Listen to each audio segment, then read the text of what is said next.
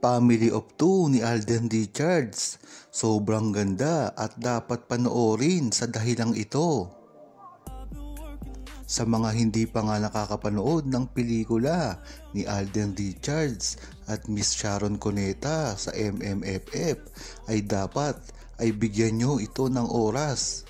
Dahil kung pan kayo ng Aldab at lalong lalo na ni Alden Richards, isa ito sa napakahalagang pelikula na ginawa ni Alden Richards dahil ito ay parang sumasalamin sa tunay niyang buhay.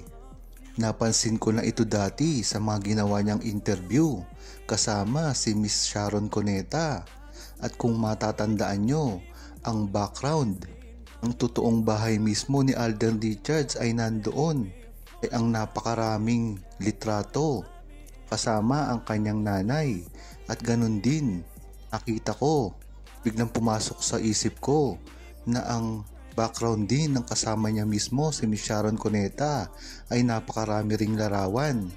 Kaya naisip ko kaagad na ito ay medyo hango nga sa tunay na buhay ni Alden Richards.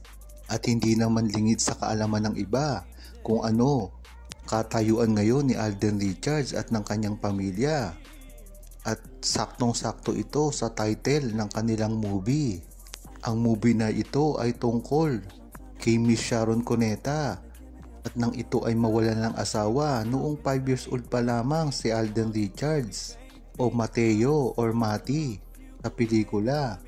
Alam rin naman natin na napakabata talaga ni Alden Richards nang mawala ang kanyang mami.